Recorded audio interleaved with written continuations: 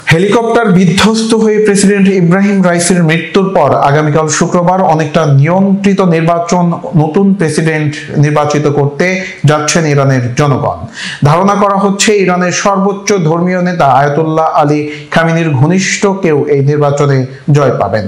অর্থাৎ এই নির্বাচনের ফল খামেনির উত্তরাধিকারকে প্রভাবিত করবে। খামেনির বর্তমান বয়স 85 বছর। ধারণা করা হচ্ছে তিনি ইরানের প্রেসিডেন্ট হবেন। তিনি পরবর্তী সময়ে খামেনির উত্তরসূরি নির্বাচনের সঙ্গে ঘনিষ্ঠভাবে যুক্ত থাকবেন। এবারে নির্বাচনের আগে খামেনি তাই প্রার্থী হিসেবে তার রক্ষণশীল ধারণা পোষণ করে এমন ব্যক্তিদের আধিপত্য নিশ্চিত করেছেন।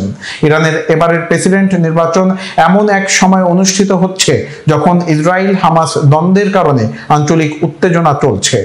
এছাড়া ইরানের দ্রুত অগ্রসরমান পারমাণবিক কর্মসূচি বন্ধে পশ্চিমা চাপ বেড়ে যাওয়ার পাশাপাশি রাজনৈতিক, সামাজিক ও অর্থনৈতিক সংকটের কারণ দেশটির ভেতরে অসন্তোষ বাড়ছে।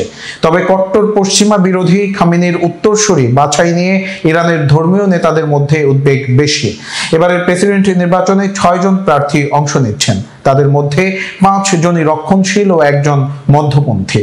দেশটিতে নির্বাচন সংক্রান্ত বিষয় দেখভালের দায়িত্বে থাকা খামেনি ঘনিষ্ঠ গার্ডিয়ান কাউন্সিল তাদের অনুমোদন দিয়েছে। তারা হলেন পার্লামেন্টের স্পিকার মোহাম্মদ বাঘের গালিবাফ, পরমাণু কর্মসূচি বিষয়ক সাবেক মধ্যস্থতাকারী সাইদ জালিলি, সাবেক স্বরাষ্ট্র প্রতিমন্ত্রী মোস্তফা পৌর মোহাম্মদী, তেহরানের মেয়র আলী রেজা জাকানি, বর্তমান ভাইস প্রেসিডেন্ট আমির হোসেইন গাজিজাদে হাশেমি ও পার্লামেন্ট সদস্য মাসুদ পেজেশকিয়ান। এই 6 জনের মধ্যে মাসুদ পেজেশকিয়ান ছাড়া সবাই রক্ষণশীল বলয়ের। খামেনির পক্ষ থেকে অবশ্য এখনো জনসম্মুখে কোনো প্রার্থীকে সমর্থনের কথা জানানো হয়নি। তবে গত মঙ্গলবার টেলিভিশনে দেওয়া এক বক্তৃতার খামেনি বলেন, যিনি মনে করেন আমেরিকার অনুকূল্য ছাড়া কিছুই করা যাবে না, তিনি দেশটা ভালোভাবে পরিচালনা করতে পারবেন না।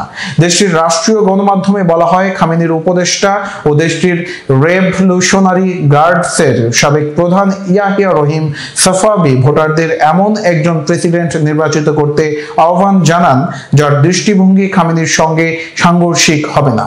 তিনি বলেন, জনগণকে এমন প্রেসিডেন্ট নির্বাচন করতে হবে যিনি নিজেকে দ্বিতীয় সর্বোচ্চ নেতা ভাববেন। তিনি বিভাজন সৃষ্টি করবেন না। তবে দেশটির প্রেসিডেন্ট যেই হোক না কেন প্রকৃত ক্ষমতা থাকবে সর্বোচ্চ ধর্মীয় নেতার হাতে।